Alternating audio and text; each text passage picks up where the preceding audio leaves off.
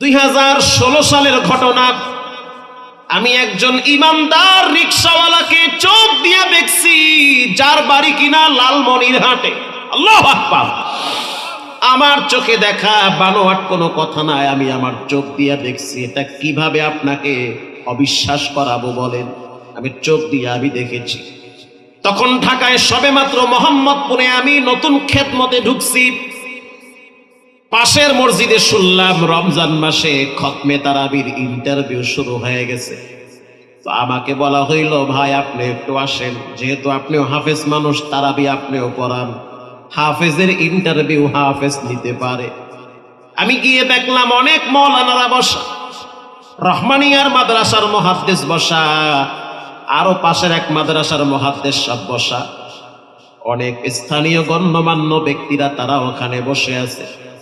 আমিও সেখানে বসে বললাম, হাতে কাগজ কলম ধরায় দেওয়া হয়। এক একজন বাহির থেকে হাফেজ ভিতরে ঢুকে তেলাওয়াত করে, তেলাওয়াত শুনি, তেলাওয়াতের মান শুনি, কণ্ঠের আওয়াজ শুনি, প্রশ্ন করি, উত্তর দিতে পারে, কেউ আবার পারে না। যার কণ্ঠ যত সুন্দর, যার তাসবিহ যত সুন্দর, যার আওয়াজ যত সুন্দর, তার নাম্বার বেশি দেওয়া হয়। এরকম প্রায় কয়েকজন সন্তানের ইন্টারভিউ নেওয়া হইল। লিস্টের দিকে তাকায় দেখলাম প্রায় 82 থেকে 83 জন ছাত্রের ইন্টারভিউ নেওয়া হয়েছে। সেই দিনটা ছিল বৃহস্পতিবার দিন। আগামীকাল শুক্রবার, কালকে জুমার পরে ঘোষণা দেওয়া হবে কোন 2 জন হাফেজ খতমে তারাবি পড়াবে। বিশাল বড় মসজিদ, অনেক বড় মসজিদ। কোন মায়ের সন্তান এই মসজিদে তারাবি পড়াবে? হাজার হাজার মুসল্লি পিছনে দাঁড়ায়া তাদের কণ্ঠে আল্লাহর কোরআনের তেলাওয়াত শুনবে। আল্লাহু আকবার। ওখানে তো আর 2 নম্বরই চলে না, টাকা দিয়ে তো আর 9-6 করা চলে না। জুমার নামাজের পরে আমরা বসে আছি, গরমের দিন, দিন অনেক বড়, আসর হইতে সময় লাগে 2 ঘন্টা। তো বসে বসে আমরা কাগজ কলমে মিলাইতেছি কোন হাফেজ কত নাম্বার পেয়েছে।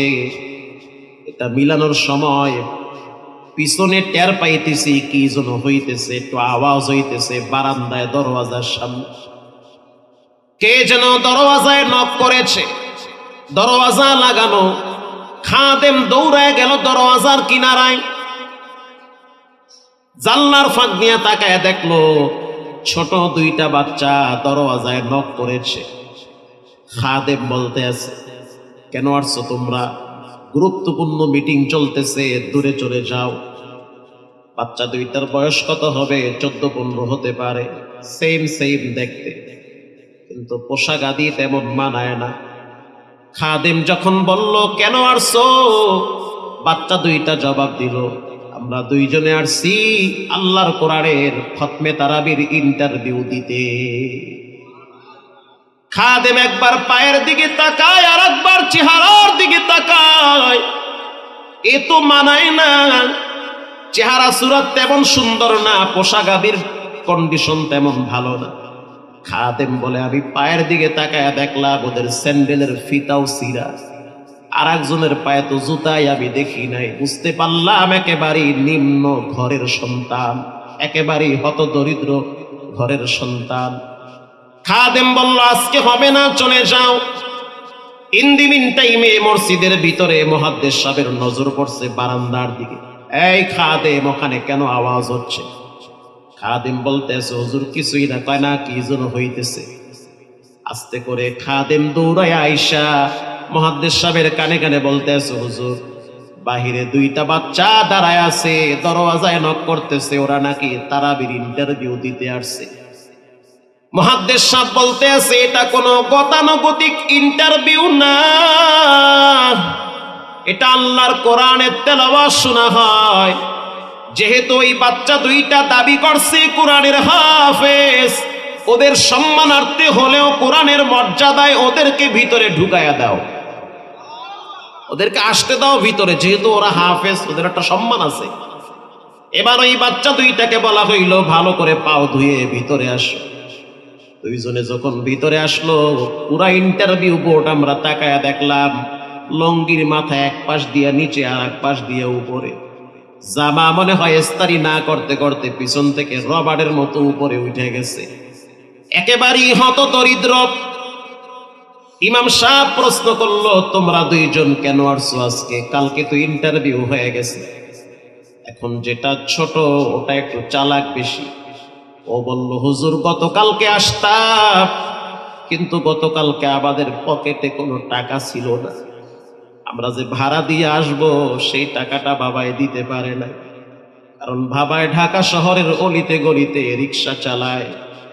রিক্সা চালায়া 2-3টা ভাই বোন কষ্ট করে সংসার চালায়।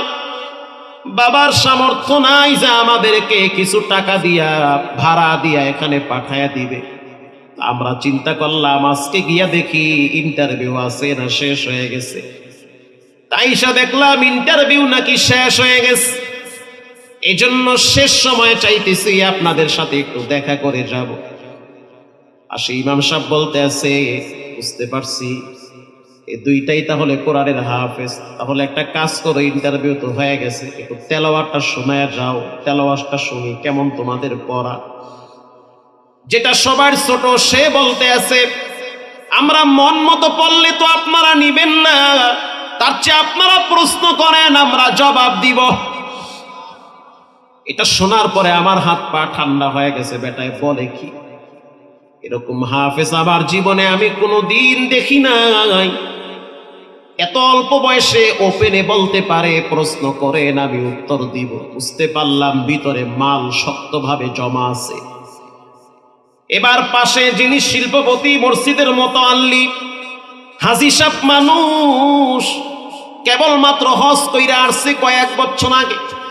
রমজান মাসে গতবার উমরায় ছিল। এখনো পর্যন্ত তার কোরআনের আওয়াজ তার কানে ভাসতেছে। সে বলতেছে, হাফেজ সাহেব আপনি একটু প্রশ্ন করেন, দেখি উত্তর দিতে পারে কিনা। মুহাদ্দিস সাহেব বলতেছে, প্রশ্ন করে আগে তেলাওয়াতটা শুন। এবার ছোটটাকে প্রশ্ন করা হইল, তুমি একটু তোমার মন মতো তেলাওয়াত করো।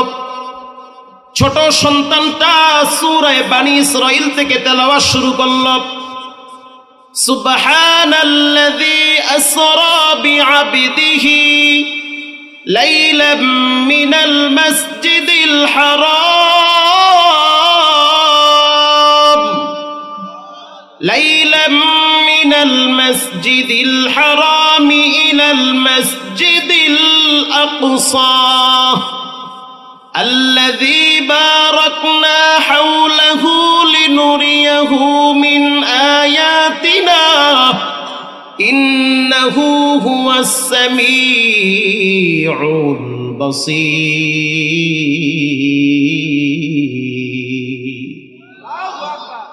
ওদের কণ্ঠ তো চমৎকার কণ্ঠ।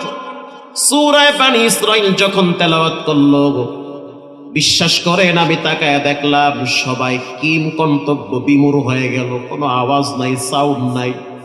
মসজিদের মুতাআল্লির চোখের দিকে তাকায় দেখলাম চোখের পানিগুলা অশ্রুর মতো বেয়ে বেয়ে পড়তেছে। ইমাম সাহেব প্রশ্ন করলো, স্যার আপনি কাঁদেন কেন?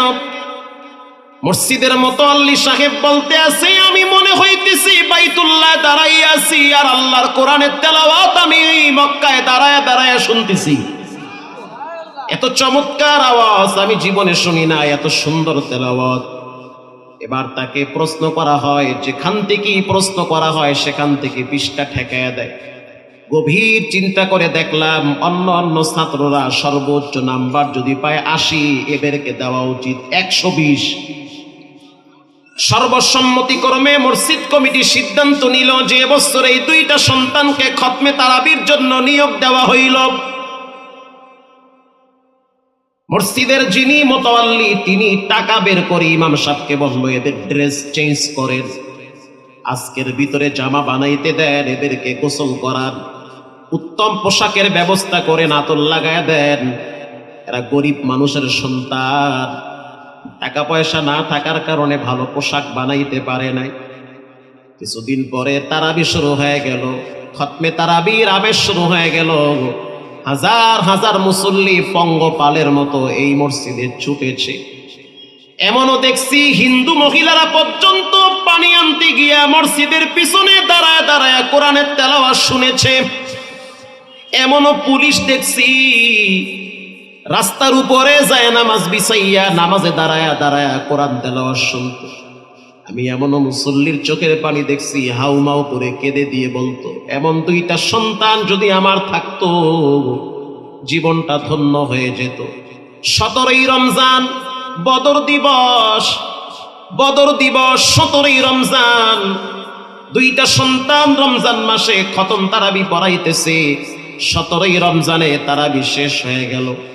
তারাবির পরে অনেক মুসল্লিরা মুসাফা করে, সাক্ষাৎ করে, দেখা করে। হাজার হাজার মুসল্লিদের ভিড় একটু দেখতে চায় কাদের কণ্ঠে পিছনে দাঁড়ায় দাঁড়ায় কোরআন শুনছি। নামাজ শেষ হওয়ার পর একেবারেই পিছনের কাতারে একজন মুরব্বী নিজের কপালটা ওয়ালের সাথে ঠেকায় দিয়া অজরে কাঁদতেছে। পাশে একটা গামছা দিয়া চোখের পানি মুছতেছে। পিছন থেকে কিছু মুসল্লি বলতে আছে, আপনার কি হয়েছে, কেন কাঁদেন? বলে, আমার কিছুই হয় নাই, মনের কষ্টে কাঁদি। আবার কিছু মানুষ বলতেছে, মুরব্বী টাকা পয়সা লাগলে বলেন, আমরা উঠায়া দিয়ে দিব, কি হয়েছে আপনার? ইন দি মিন টাইমে ওই বাচ্চা দুইটার, ছোট বাচ্চাটার নজর পড়ছে ওই মুরব্বীর দিকে। সামনে থেকে দৌড়ায়া পিছনে আইসা বলতে আছে, এই লোকটা আমার আব্বা, কেউ কিছুই বলবেন না। ঢাকা শহরের অলিতে গলিতে মাস্ক লাগায়া রিক্সা চালায়। প্রিয় ভাইরা, আবার রিক্সা চালায়া চালায়া দুইটা সন্তান রে হাফেজ বানাইছে। ইমাম সাহেব মসজিদের কমিটি নিয়ে গেল তার উপরে, এতদিন কেন আপনি আসেন নাই? সে বলতেছে, মানুষ যদি বলে রিক্সাওয়ালার পোলা, হয়তো আমার ছেলেদের মন ছোট হয়ে যাবে, এজন্য আমি আসি নাই। মানুষ যেন বলতে না পারে রিক্সাওয়ালার পোলা। আমি পিছনে দাঁড়ায় দাঁড়ায় সন্তানের কণ্ঠে তেলাওয়াত শুনি, দিলে আবার শান্তি পাই। কিন্তু সামনে ঈদের দিন আসতেছে, এমনও হবে ঈদের দিন এই বাচ্চাগুলা নিয়ে তো আমার দেশে যেতে হবে। ওদের মা ভটভটি অ্যাক্সিডেন্টে কবরের বাসিন্দা হয়ে গেছে। প্রতি ঈদের সময় বাচ্চাগুলারে দেখি কবরের কিনারায় দাঁড়াইয়া চোখের পানি ছেড়ে কান্দে, আর বলে, আজকে যদি মায়ে থাকতো একটু হইল তো সন্তানের জন্য দোয়া করত। রাসূল বলেছেন, আল জান্নাতু তাহতা আকদাবিল উম্মাহাত, মায়ের পায়ের নিচে সন্তানের জন্য আল্লাহ পাক জান্নাত রেখেছে। সেই মা তো কবরে চলে গেছে, এদেরকে ঈদের সময় আমি কি দিয়ে বুঝ দিব? এবার ইমাম সাহেব বলল, মুরব্বী শুনে নেন, সন্তান যদি কোরআন তেলাওয়াত করে এটার নেকি মায়ের আমলনামায় রব্বুল আলামিন পৌঁছায়া দেয়। এজন্য সন্তানগুলারে কোরআন শিক্ষা দেন, কোরআনের তালিম দেন। মেয়েকে আল্লিমুনি বানাতাকুম সূরাতুন নূর, সূরা নূর মেয়েদেরকে শিক্ষা দেন। বাচ্চাদেরকে আলিফ বা তা সা শিক্ষা দেন। ছেলেকে ডাক্তার বানান, ডক্টর বানান, ইঞ্জিনিয়ার বানান, অসুবিধা নাই, কিন্তু কোরআন শিক্ষা দিতে হবে। আল্লাহ পাক বলেন, ওয়া ইযা তুলিয়াত আলাইহিম আয়াতুহু যাদাতুহুম ঈমানান ওয়া আলা রাব্বিহিম ইয়াতাওয়াক্কালুন।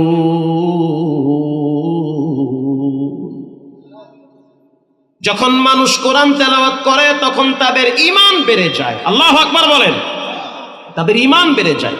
কেমন বাড়ে? আল্লাহ বলেন, ওয়া আলা রাব্বিহিম ইয়াতাওয়াক্কালুন। ঈমান বাড়তে বাড়তে এমন একটা জায়গায় পৌঁছে যায় তখন তারা তাওয়াক্কুল, ভরসা করে একজনের উপরে, তিনি হলেন কে? এজন্য মুরব্বী বাবারা ছেলের হক আদায় কইরেন, আর যারা যুবক আছেন মা বাবার হক আদায় কইরেন। এমন আচরণ কইরেন না যে মায়ে গোপনে আপনার জন্য আল্লাহর কাছে অভিশাপ দেয়। এমন ব্যবহার কইরেন না যে বাবায় রাত্রিবেলা আপনার কষ্ট পাইয়া বাবায় কানতে কানতে বিছানায় শুইয়া পড়ে। জীবনে কোনোদিন মা বাবার সাথে খারাপ ব্যবহার করবেন না, কপাল পুড়ে যাবে। এক সময় পায়ের নিচে মাটি পাবেন না, ফ্যামিলির থেকে বঞ্চিত হবেন, ইজ্জতের রেজেক আল্লাহ দান করবে না, পদে পদে বেইজ্জতি করবে। মুরব্বী যারা আছেন, গার্জিয়ান যারা আছেন, ছেলে মেয়েদেরকে কোরআন শিক্ষা দেন। আল্লাহ বলেন, 1 নম্বরে ঈমান, 2 নম্বরে হলো আল্লাহর ভয়, 3 নম্বরে কোরআন, 4 নম্বরে আল্লাযীনা ইউকিমুনাস সালাহ, নামাজ কায়েম করা, 5 নম্বরে ওয়া মিম্মা রাযাকনাহুম ইউনফিকুন, আল্লাহর রাস্তায় দান করা, আল্লাহ পাক বলেন উলাইকা হুমুল মুমিনুনা হাক্কা, তারা হলো হকের উপরে মজবুত। লাহুম দারাজাতুন ইনদা রাব্বিহিম ওয়া মাগফিরাতুন ওয়া রিজকুন কারীম। আল্লাহ বলেন তাদের পিছনের সব গুনাহ আমি আল্লাহ মাফ করে দিব। আর জোরে বলেন সুবহানাল্লাহ। সব গুনাহ মাফ।